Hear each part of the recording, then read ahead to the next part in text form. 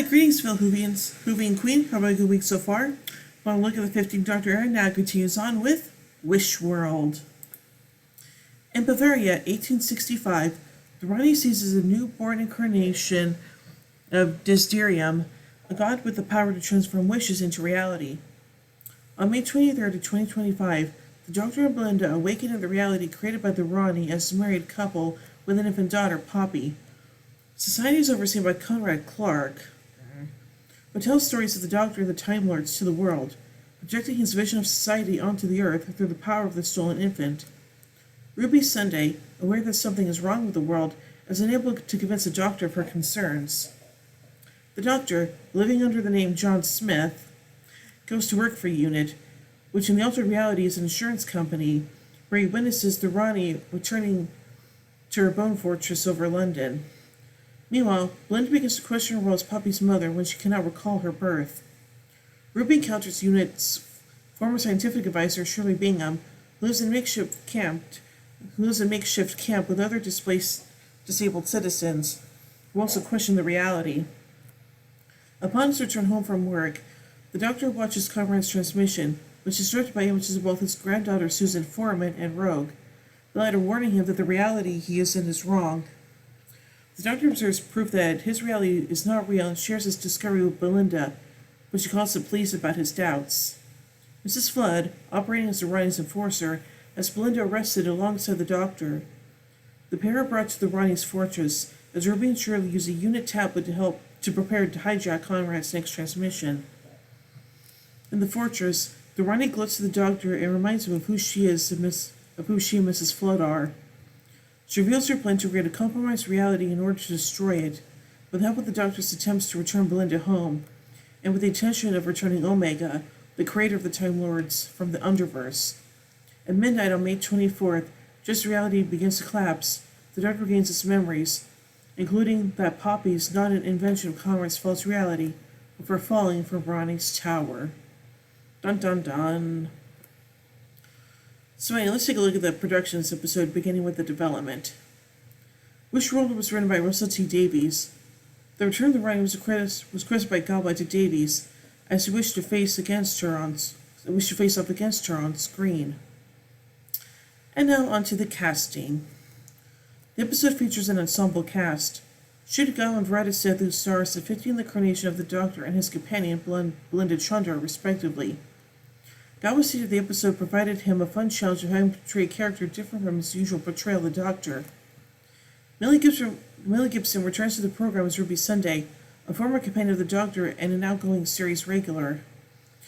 The two incarnations of the Rani are played by Archie Punjabi and Anita Dobson, Dobson's version also known as Mrs. Flood. Punjabi was contracted personally to appear on the show as the Rani, which Punjabi accepted. After reprising her role in the story in the engine, Sienna Robin Mavanga Phipps guest stars as Poppy, a character first introduced in Space Babies. Conrad Clark was played by Jonah Howard King. Other returning cast members include Bonnie Langford, Ruth Madeley, Gemma Redgrave, Susan Twist, Alexander Devrand, Michelle Greenridge, and Angela Winter. They played the characters of Mel Bush, Shirley Bingham, Caleb Stewart, Susan Triad, Christopher Abraham, and Clara and Sherry Sunday, respectively. John LeGruff makes a cameo appearance as Rogue, who was last seen in the episode of the same name. Gruff's appearance was filmed shortly after he completed shooting for Rogue. Caroline Ford appears in a further cameo as the Doctor's granddaughter, Susan Foreman. And now, finally, onto production design and filming. UNIT set was redressed from its previously high-tech modern appearance to a retro-styled one inspired by the mid-20th century. The flooring was replaced with carpet, and typewriters and rotary phones were added to the work desks. The overall design of Conrad's Wish World is based on the 1950s era style. The camp was designed to be accessible to everyone living there, with the production team working with Julie Fernandez, an access coordinator.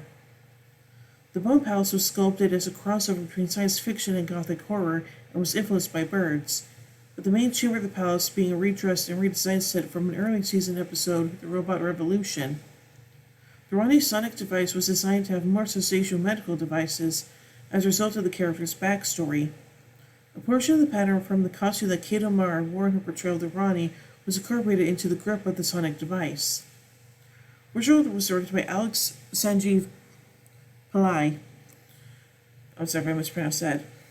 Filming took place in a forest for the opening scene in Bavaria, where a large number of insects disturbed the production crew. The scene also utilized numerous animals, including an owl, several ducks, and a horse. These animals proved troublesome to work with, as did the numerous child actors involved in the scene, one of which was a baby.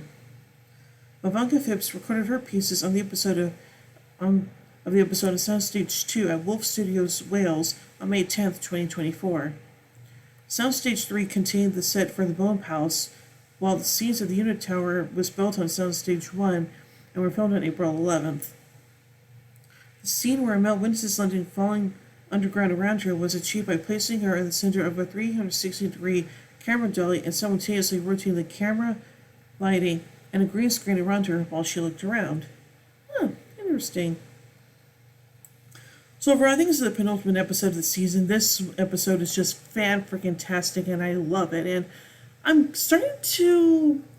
And honestly, I think that Archie Punjabi's portrayal of the Ronnie is actually pretty dang good. I mean, obviously it's no Kate O'Mara, because obviously, but still, I think her portrayal is actually really dang good, and it's really nice to see this character come back after so many years. So, yeah.